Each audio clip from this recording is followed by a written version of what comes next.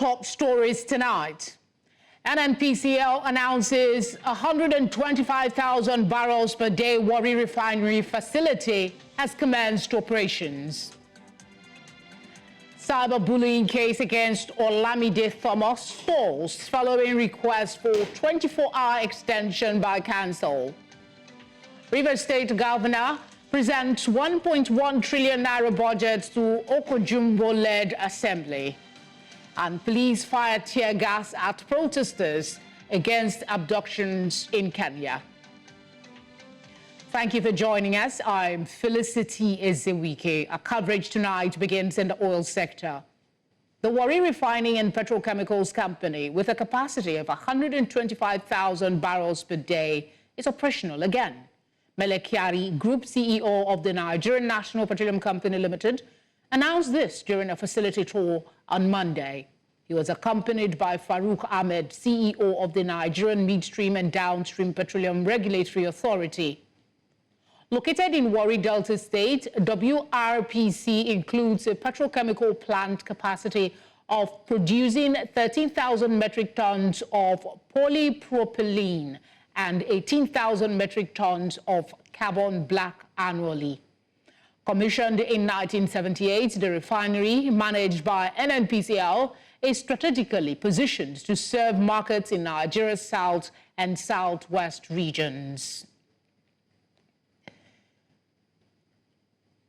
Meanwhile, President Bola Tinubu has expressed his profound joy at the reopening of the Warri Refining and Petrochemical Company by the Nigerian National Petroleum Company Limited, describing it as another remarkable achievement in 2024 that has strengthened Nigeria's hope in his administration. The Warri Refinery returned to operation weeks after NNPCL Limited restarted the 60,000 barrels per day at the Port Harcourt Refinery in November. With Warri Refining and Petrochemical Company, WRPC, going into operation after several years of inactivity, President Tinubu has once again expressed his administration's determination to ramp up local refining capacity and make Nigeria a hub for downstream industrial activities in Africa. To help us understand this, we're joined by Lanre Toluhi, political analyst and social commentator. Thank you for joining us on the news. Port Harcourt and now Warri Refinery operational. Let's begin with your general thoughts on the issues around this commencement of operation, the controversy about whether it's actually producing, and this current announcement. Yeah, good evening, Felicity, and good evening, everyone home. Yeah, the controversy, Nigeria, we love just being shrouded with controversy. Just like our president, everything about them is controversial. From everything is controversial. You could say, like we had Port Harcourt refineries, they said it's working. A lot of people felt it's not working. That whatever was loaded in Port Harcourt refinery were reserved or the reservoir and things being moved. At the time, they said it wasn't working, so we look at it. But for me, I wouldn't say Warri Refinery isn't working because I have no proof. And being a scientist and a data person, I like proof or evidence to say something is working or not working. So I would rather believe, and I want to believe that Warri Refinery is working. At least they came out this time around to tell us 60%. It's working at 60% capacity. So I want to believe it is so. So I wouldn't want to say it is not so, but we know the way it is. There's a lot of controversy about everything that happens with this present government. But if it is indeed working, it's going to be a good thing because it has a little bit of, it's going to bring a little bit of life, a little bit of hope, a little bit of positivity into the Nigerian economic sector and kind of things like that. And it's going to be like, for the first time, people could probably be getting the dividends of democracy or a promise made during campaign being fulfilled, which is something that we've not seen happen in this government or this administration. Or in the past 10 years, Nigerians have not actually felt, Nigeria has not felt or they've not experienced the actualization of things they were. All right, with the combined abilities of the Warri, the Port Harcourt, and the Dangote Refinery. How soon do you think Nigerians will be seeing a reflection in the price of the finished product at the filling stations? Yeah, it's timing. We can't actually say it's going to be automatic, or we cannot say it's going to be quick, because you see, there's going to be a lot of pull market factors going to pull it in, and as long as the naira is not gaining towards as long as naira is not getting to other foreign exchange, it might not really show, because we know that the OPEC and everything in the oil sector is being done in dollars. Forget whatever things say we are doing in Nigeria, doing naira, doing whatever things. You need to understand that the maintenance and all that, these things are going to be getting in dollars and all that. So we really might not get to feel the impact. Nigeria might not get to feel the impact immediately, but it will gradually come, because whether we like it or not, there's a lot of pros in there, which I've always wanted to say there are two major dividends or pros, as I want to call it, because there's going to be economic benefit and there's going to be social and political benefit.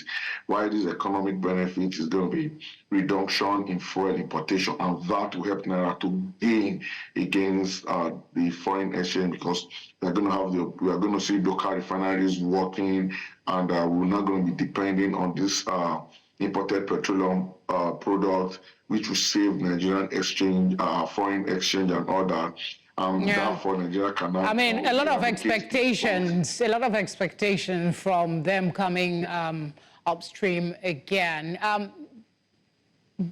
From your vantage point of view, what would you say that this administration did or is doing differently to revive these moribund refineries that, as you rightly acknowledged, past administrations couldn't? Yeah, I don't think they are doing anything fantastic, or they're not doing anything magical. As far as I'm concerned, we all know that these things are gradual processes, and believe me, they are just here to put finishing touches out. What are they paying? Are they the one paying? Are they starting it or making the payment? We're surprised that most of these payments have been made by past administration in time of getting this thing working. They might just be lucky to be the one there now when these things are working at this little capacity. Just like what happened during President General Muhammadu Buhari's regime, when he came and they were launching all the wheels. A lot of people believe he did that. We all knew that was not what happened. The previous administration had actually made all the payment for the rails. Just the time to launch them, his administration was lucky enough to pick up those rails, and people and we get all that to them. So it's just what is happening with these refineries. For those that understand how refineries work or how these sectors work, we know that this thing has been going through these processes for a long time. This present administration, they are just lucky to be the one at the ends of affair presently when these things are happening. So it's not about them doing something fantastic or them doing something great, because if they're doing something great, if they come with genuine approach, or they've come with intellectual approach to this. So if I get you correctly, they couldn't have accomplished all of this in 1 year. It is something that has trickled down from previous administration. So it should be a collective celebration, not just the Tinubu's administration. Thank you, Larry, for speaking with us. Thank you. You're welcome. In other news, the prosecution cancelled Nigeria's Inspector General of Police in a case filed against popular social media influencer Olamide Thomas, has requested for additional 24 hours to prepare for arguments on the defendant's bail application. Thomas, who was seen in a viral video throwing insults at the IGP and the son of the president, Sheyi Tinubu, during the 4th-year anniversary of the NSAS protest against police brutality, was arraigned on charges bordering on cyber stalking and several others. Our correspondent, Joshua Imarayi, was at the court and filed this report. Our visibly cheerful Olamide Thomas outside the courtroom at the Federal High Court in Abuja, despite her case being installed. Olamide, who has been detained in one of Nigeria's correctional facilities since December the 25th, remained in good spirit. She is facing charges of alleged cyberbullying and 3 other related offences stemming from accusation of publicly throwing insults at the Inspector General of Police and son of the President, Sheyi Tinubu. As the case resumed hearing, the prosecution counsel representing the Inspector General of Police requested a 24-hour extension to prepare arguments opposing Olamide's bail application. This request, though reluctantly granted, sparked reaction from the defense counsel. We were not comfortable with that. 2 reasons. One, the defendant has been in custody since 13th of December 2024. Her liberty is at stake. She's been incarcerated. She was taken to the correctional center since 20th of December 2024. So, and moreover, this is a vacation season, so the prosecutor is expected to follow up with every process is every matter that is handling. The case between the Inspector General of Police and Olamide Thomas has come to a pause today, but however, tomorrow we are expecting a fresh round of debate from the prosecuting and the defense counsel before Honorable Justice Emeka Nwite of the High Court for the bail hearing of Ms. Olamide. In Abuja for News Central, I am Joshua Imadayi. Coming up, River State Governor Siminalayi Fubara presents 1.1 trillion naira budget to Oko-Jumbo-led assembly. Details after this short break. Join us again.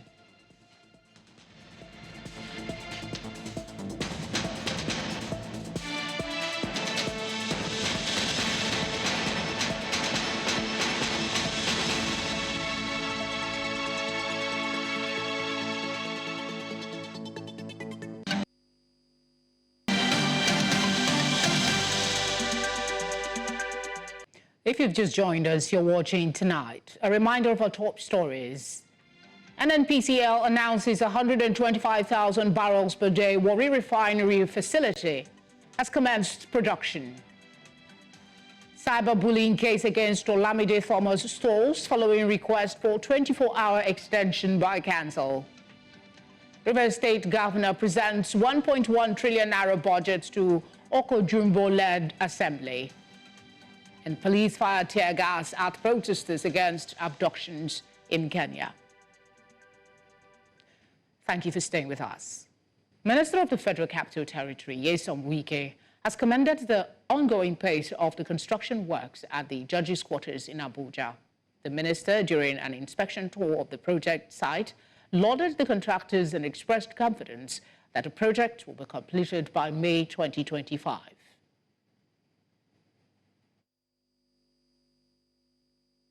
That's to the facts.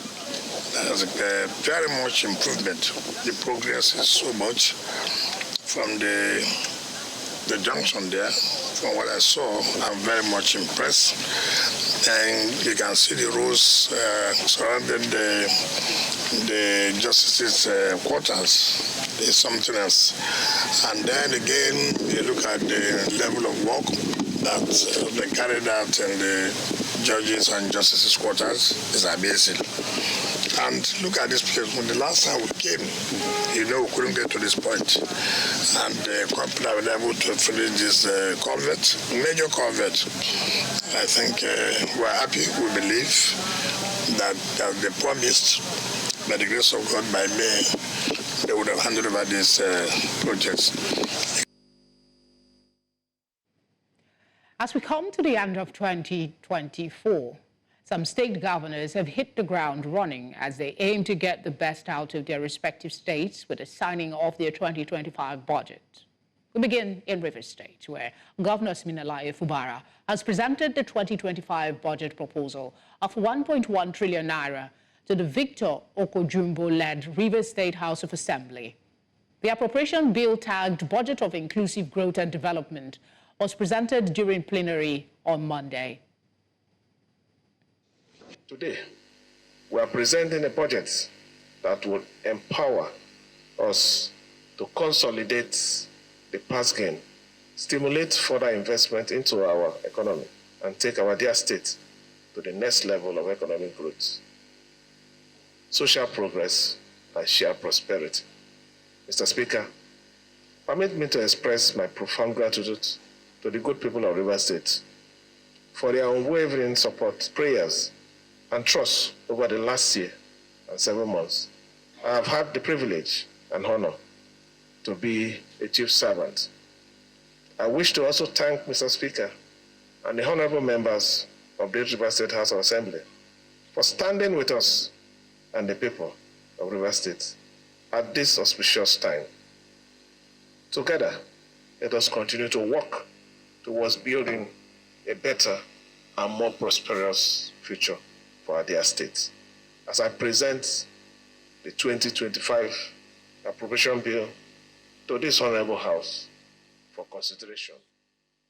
Similarly, the Ogun State Governor, Dapo Abiodun, has signed 1.054 trillion naira 2025 state appropriation bill into law. Speaking after receiving the clean copies of the bill, Governor Abiodun announced that his administration would, in the coming months, sign the partnership agreement with potential partners for the development of the Olokola deep-sea ports. He said the government would also focus on the provision of more basic infrastructure with the signing of more memoranda of understanding with private corporate bodies in renewable energy, agriculture, and other sectors that would boost the state's economy. In Osun State, Governor Ademola Adeleke signed the 2025 state appropriation bill into law on Monday. At the brief event held at the governor's office in Abere, where the bill was signed, Adeleke directed ministries, agencies, and departments of government to vigorously pursue its implementation for the benefit of the citizens. The governor assured residents that the budget will be fully implemented to meet their expectations.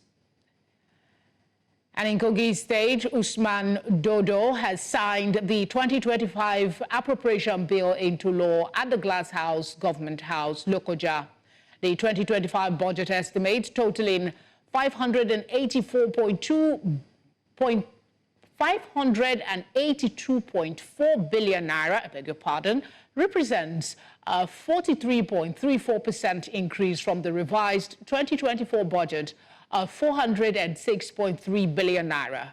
The budget is expected to address key sectors such as education, healthcare, infrastructure, agriculture, and economic development.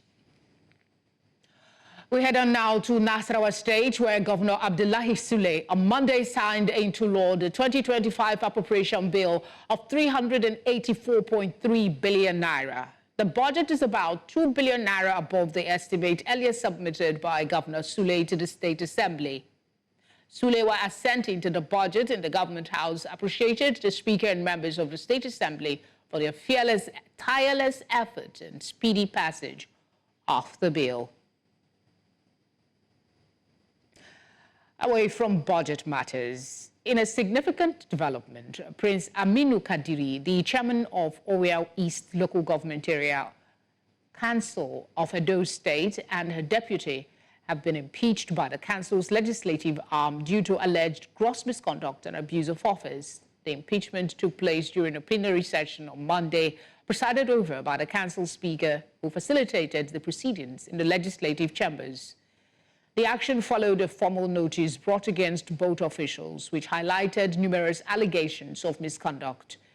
Following the impeachment, Haruna Mohammed from Ward 10 has stepped in as acting chairman to oversee council affairs. My honorable colleagues, you have the notice that was brought against the local government chairman and his vice. If you are in support, stand up. 1, 2, 3, 4.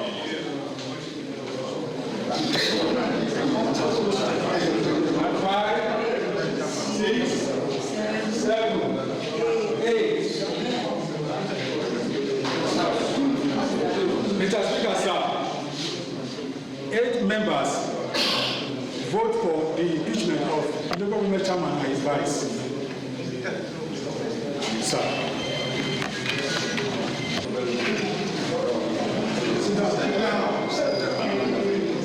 My honorable colleagues, if you are against sin, please stand up.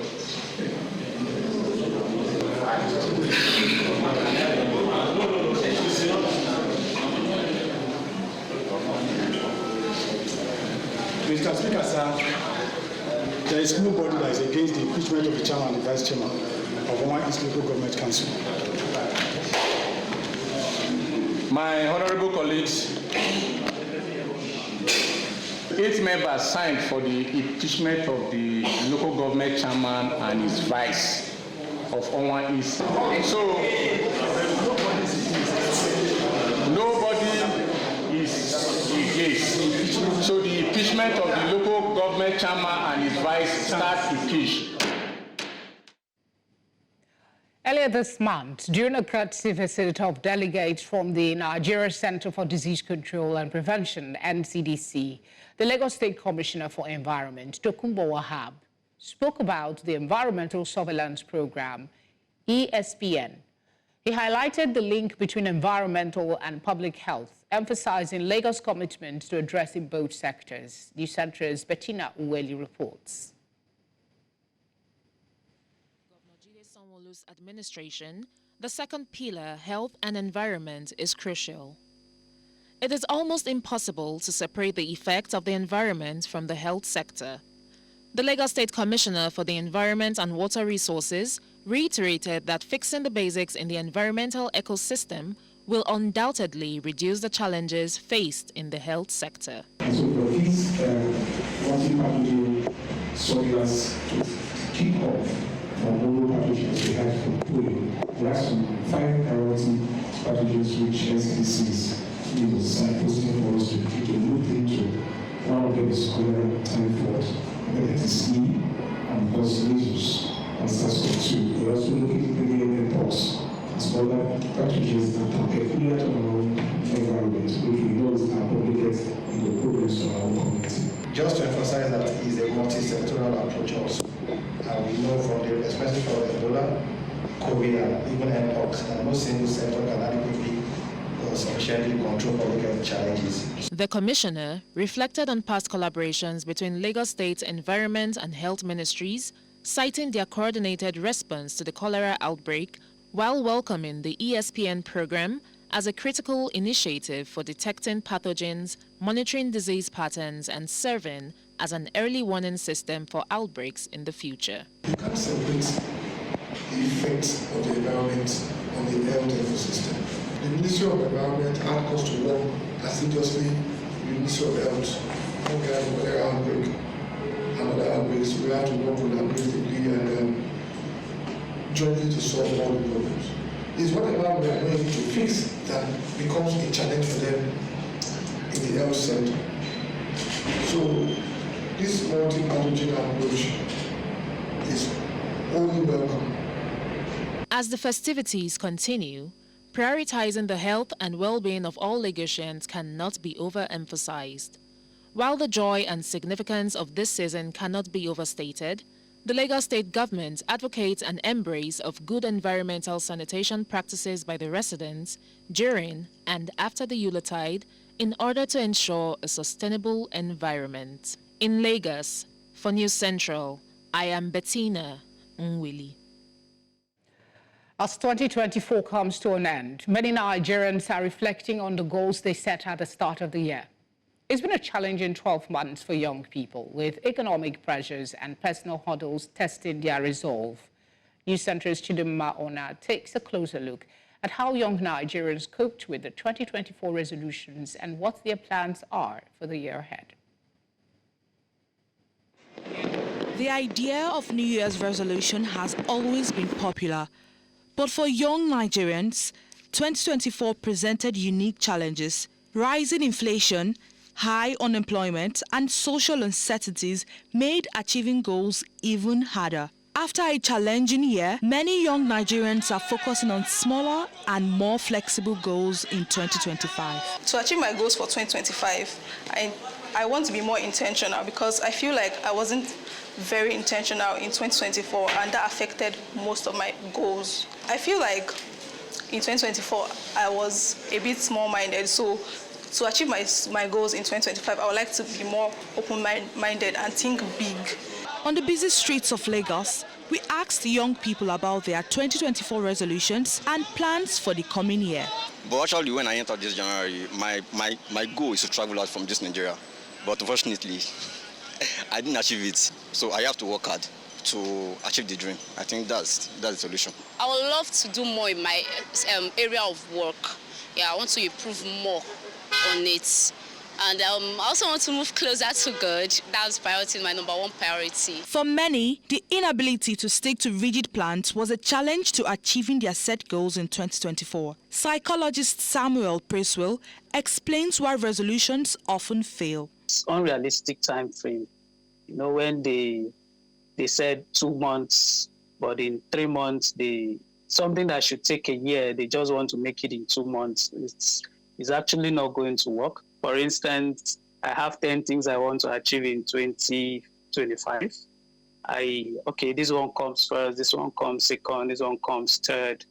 So I should be able to prioritize and take each of them one after the other. Despite the setbacks of 2024, the resilience of young Nigerians stands out. Their ability to adapt, learn, and remain hopeful in the face of difficulties offers a bright outlook for 2025. The question remains, with renewed strategies and determination, will 2025 be the year they achieve their dreams? In Lagos, reporting for News Central, I am Chidima Ona.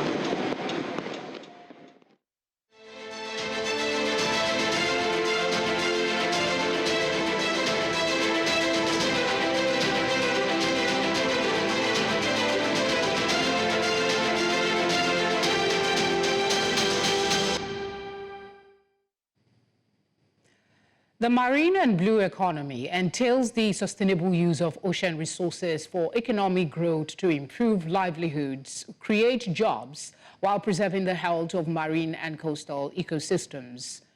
With a capacity to generate a global revenue of more than 1.5 trillion naira annually, 30 million jobs, and supply vital sources of protein to over 3 million people, the idea of creating the ministry was to help drive Nigeria's diversification from a mono economy.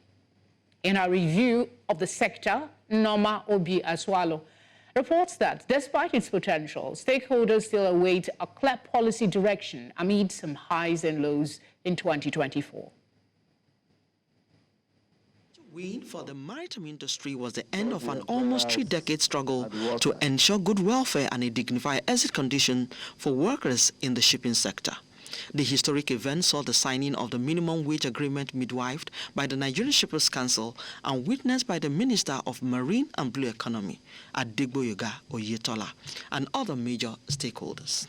I want to implore the employers to please keep strictly to the conditions of this agreement. I don't want us to just sign it for the fun of it. It has to be properly implemented. And I commend the Shippers Council for creating the time to really midwife this agreement. It's something that everybody is very proud of. And I must commend the leadership of the union, led by Adeyanju, for ensuring peace reigns, within the maritime industry. But months after the signing, how has compliance been? The president of the shipping arm shares the story after. No company has paid as at now. The professor is that those who did not even pay up to that, take home everything, up to now, no company has complied. 2024 also saw the spotlight being beamed on the endemic gridlock and extortion around the Nigerian ports and its access routes following an expose by News Central's Maritime Radar program and other key stakeholders. It spurred the Nigerian Ports Authority and the Lagos State government to action to reduce the menace on the port access to the barest minimum. An axis that had become a death trap crippled businesses, reduced productivity, increased transportation costs, hindered economic diversification, and paralyzed international trade. A laudable initiative in 2024 was President Bola Tinubu's approval of 0% import duty on basic food items. However, the scheme never took effect. Stakeholders cited challenges such as lack of coordination, unclear directives, and more. Yeah, when Mr. President announced it, I actually clapped. But after that, my happiness just evaporated. How? Why? Yeah, because I looked at the implementation, and my fear is actually now becoming a reality.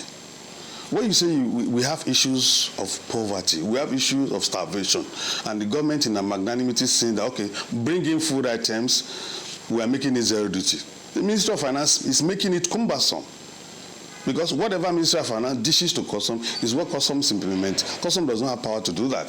The Ministry of Finance now has put in pegs to say, okay, you must be so, you must be somebody who has registered with the Ministry of Finance, who have been bringing in food item before. You must be somebody who has registered with, before you know it, that 90 days window will close, and that food raw material will not still come to Nigeria.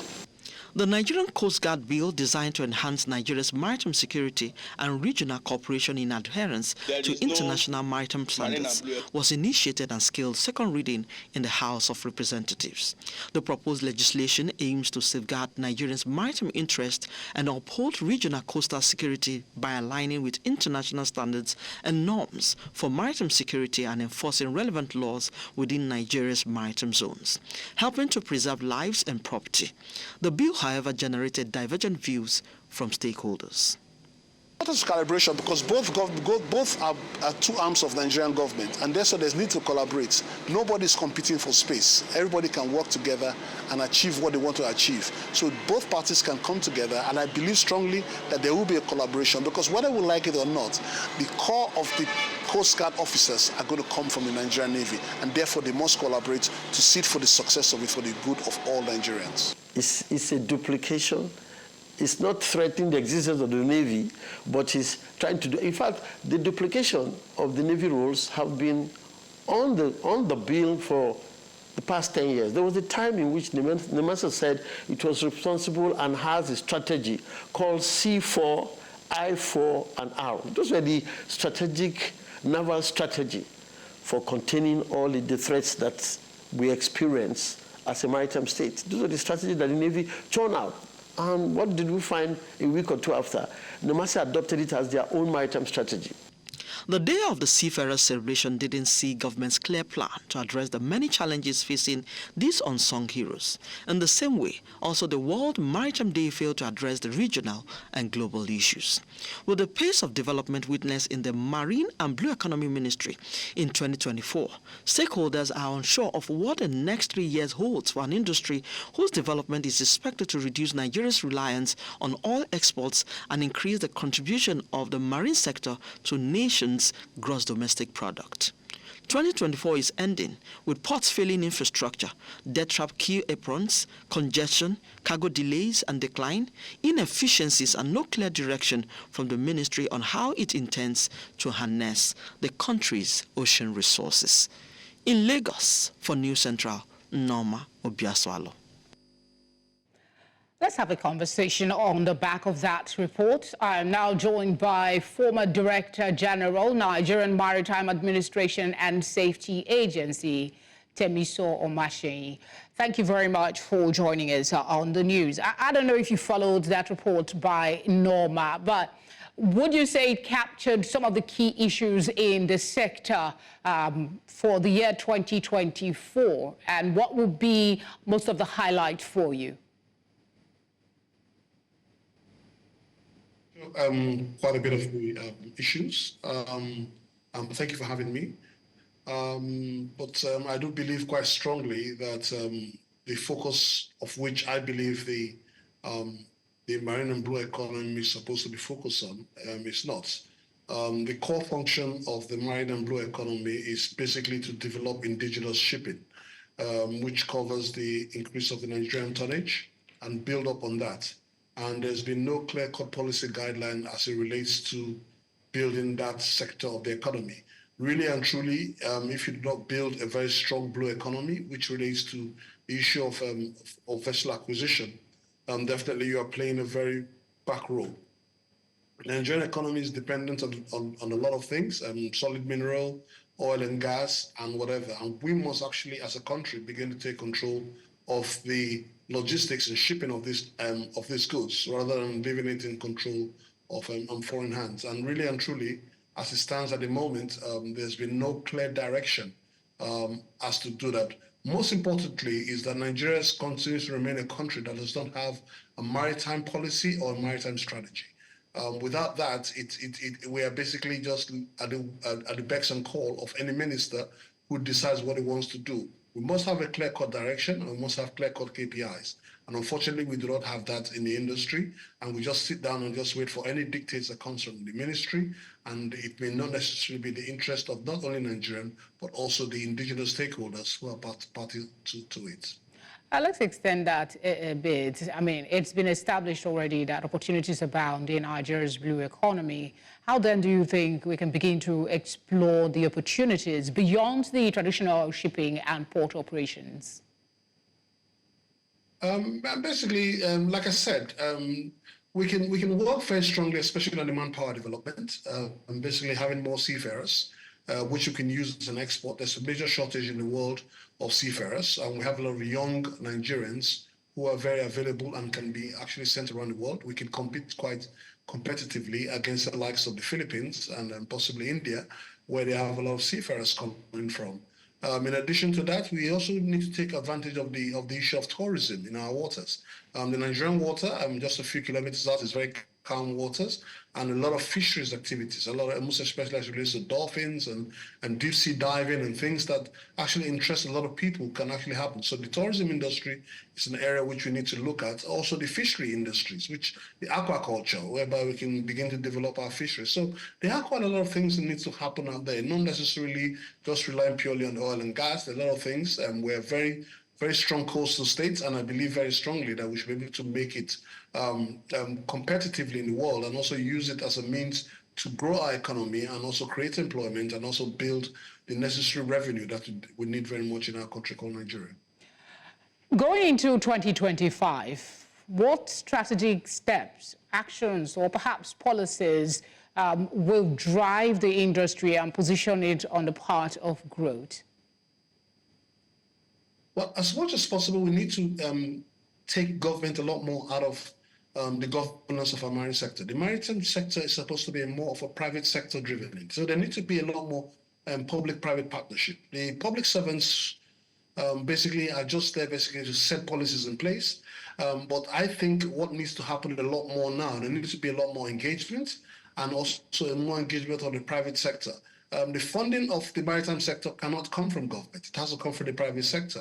And it depends a lot more on the cargoes. The cargoes are already available. What government needs to do is to take its hand a lot more off the issue, focus on regulatory issues, making sure the issue of safety is there, but also hand over the financing, the funding, and the operation of the sector to the private sector, most especially as it relates to the ports.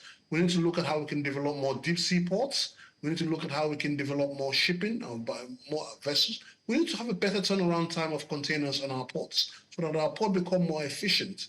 Yes, we are more import dependent right now, but we need to look at how we can begin to look at our ports. We are so focused on bringing in things, we're not looking a lot more at how do we begin to export goods so that our balance of trade is more on the positive side than where it is negative, where we're relying a lot more on imports than on exports. Thank you for speaking with us. Still ahead, police fired tear gas at a protest against abductions in Kenya. We'll have details shortly. Join us again.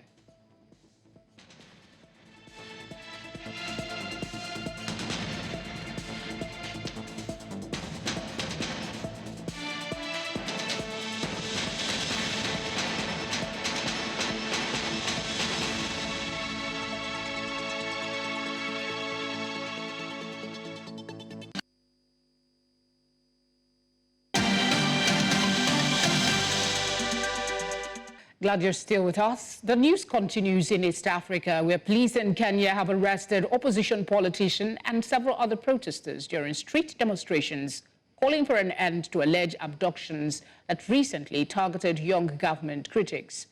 The protest comes following revelations by former Vice President Rigathi Gachagua about rogue unit that is reportedly involved in the abduction of Kenyans. The Kenyan National Commission on Human Rights on Thursday raised concerns over a growing number of alleged kidnappings of government critics, saying that the total number of such cases stands at 82 since the anti-government protest in June. On Saturday, President William Ruto said the government would stop the abductions so that young people can live in peace. they need to take action, because the government, the people who are abducting or taking people, they are taking them with handcuffs and guns. So it can't be, after the financing protest of June, that is when this started, the crackdown that the government started, when the president went out on national television and said that he's going to go after the people who went to parliament, who invaded parliament. That is when the abductions kicked off. That is when they intensified. We believe it's the directive of the government. And what we are calling for, what we are demanding is for young people, those who have been abducted, to be released. We have a constitution, we have the rule of law. If there is an issue, call the individual, let them be investigated, arrested. This lifestyle of being abducted should have ended in the 90s. And with our current constitution, as young people, we understand our constitution, and we have every right in terms of freedom of expression and association and gathering. What we are demanding for is the space to be able to practice our constitution, and if we keep silent, we will continue to see that room diminish. And so what we are doing here is to remain brave, to be able to have the freedom of expression and association. So it's a sad day for me, because tomorrow is supposed to be celebrating the new year. We are entering the new year. Up next is today's business news.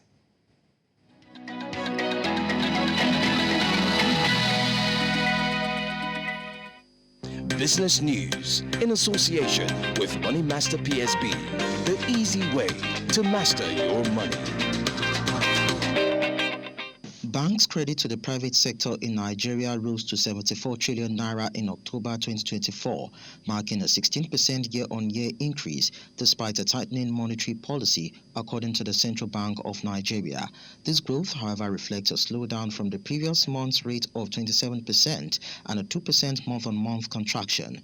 The rise in foreign currency loans driven by the naira's depreciation has been a significant factor in this credit expansion. Analysts suggest that while the banking sector remains resilient, ongoing inflation and regulatory measures may impact future lending growth. The latest statistics from the CBN revealed a 16% year-on-year increase in banks' credit extension to the private sector.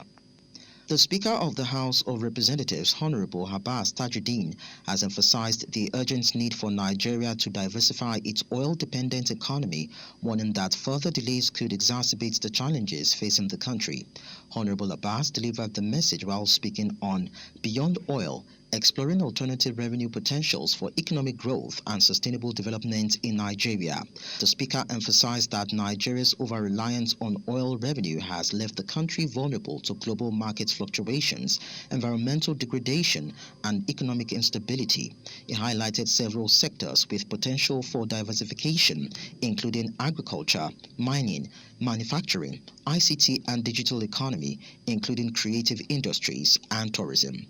He called for deliberate and collective efforts by stakeholders in both the public and private sectors to chart a strategic path forward for Nigeria's economic future.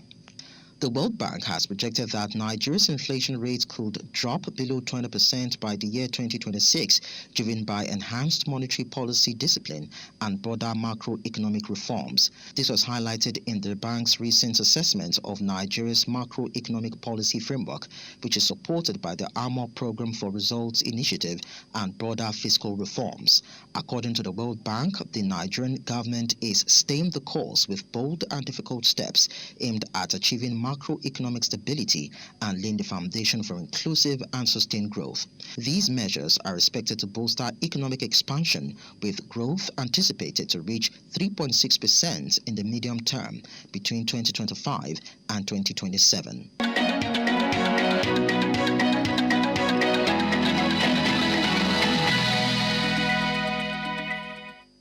Business News in association with Money Master PSB, the easy way to master your money.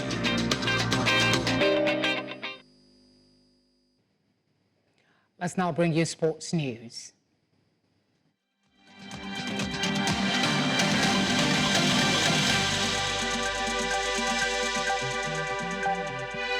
Sports Update, brought to you by Corn Oil. Corn Oil, we go the extra mile. Enyimba Football Club International has officially signed 2013 AFCON winner and former Super Eagles forward Brown Idaya to bolster their squad.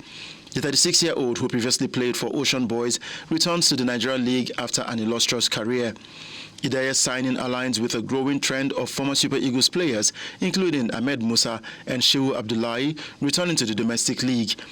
Enyimba, 9-time Nigeria Premier Football League champions, had been assessing Idaye during training sessions in recent weeks before finalizing the deal. Tunisia's On Jabeur advanced to the second round of the Brisbane Tennis Championship held on Australian hard courts after defeating Chinese player Zheng Saisai 7-6, 7-5, 6-4 in the first round. Jabeur will face Russian player Ekaterina Alexandrova, ranked 28 in the world, who automatically qualified without playing the first round.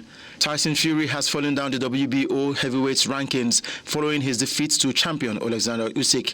Fury was ranked number 1 by the major sanctioning body heading into his rematch with Usyk for the WBO, WBC and WBA titles earlier this month. However, after suffering a second defeat against the Ukrainian on points, he dropped 2 places in the WBO's December rankings to number 3. The fighters who benefited from Tyson Fury's tumble are Zhilei Zhang and Martin Bokole, who both moved up 1 spot to number 1 and number 2 respectively. Although Zhang isn't expected to hold on to his position for long, World Table Tennis responded to Van Dengdong and Chen Meng's withdrawal from the world ranking and international competitions over fines imposed for non-participation.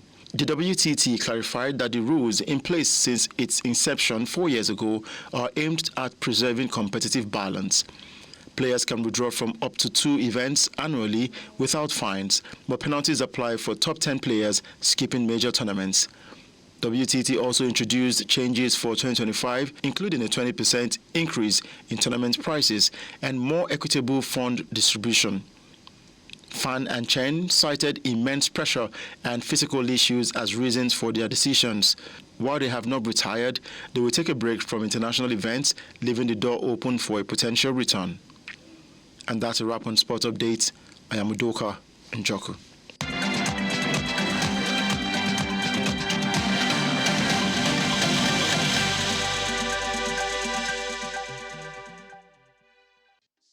Update brought to you by Corn Oil.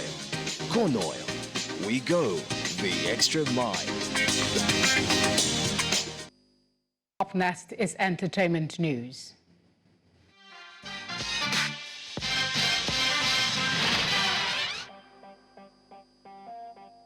Entertainment news in association with Glow Unlimited. Tonight, in entertainment news, Funke Akindele has once again made history with her latest film, Everybody Loves Jennifer, which grossed over 1 billion naira in 12 days. This achievement follows a success with The Tribe Called Judah last year, which also crossed the 1 billion mark, solidifying her status as a dominant force in Nollywood. Funke's career is marked by consistent success at the Nigerian box office, with hits like Omogeto, The Saga, and Battle on Booker Street. Her ambition and understanding of her audience has played a key role in her success, and her bold prediction for Everybody Loves Jennifer to end 5 billion is gaining credibility. The Jennifer franchise, which started with the TV series Jennifer's Diary, has become a cultural movement. Funke continues to evolve, captivating audiences through her iconic character, star-studded cast, and innovative marketing strategies. 5 people have been charged in Argentina in connection with the death of former One Direction member Liam Payne, who died on October 16, 2024, after falling from a hotel balcony in Buenos Aires. The charges include manslaughter and drug-related offenses. The hotel manager, Gilda Martin, receptionist Esteban Grassi, and Payne's friend Roger Noz are charged with manslaughter. Prosecutors claim Norris, who was responsible for Payne's well-being, failed to seek medical help despite knowing Payne's vulnerable state due to the alcohol and cocaine intoxication. The hotel staff, Martin and Grassi, also saw Payne under the influence but did not intervene to help. 2 hotel employees, Ezekiel Peraya and Brian Pies, are charged with supplying cocaine to Payne in the days leading up to his death. Authorities concluded Payne was intoxicated and unconscious at the time of his fall, with no signs of self-harm or third-party involvement. The charges follow an investigation that revealed drug use at the hotel and a failure to properly care for Payne before his fatal fall. That's all on Entertainment Tonight.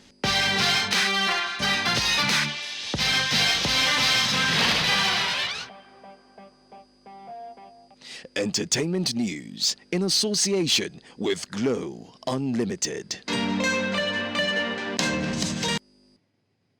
That's all we have for you at this hour. But before we go, let's take another look at some of the major stories. NNPCL announces 125,000 barrels per day Warri Refinery facility has commenced production. Cyberbullying case against Olamide Thomas stalls following request for 24-hour extension by council. Rivers State Governor presents 1.1 trillion naira budget to Oko-Jumbo-led assembly. And police fire tear gas at protesters against abductions in Kenya. You can catch up on all the latest news by watching News Central live on DSTV channel 422, Star Times channel 274, Apple TV and on YouTube. Thank you very much for watching. Have a good night.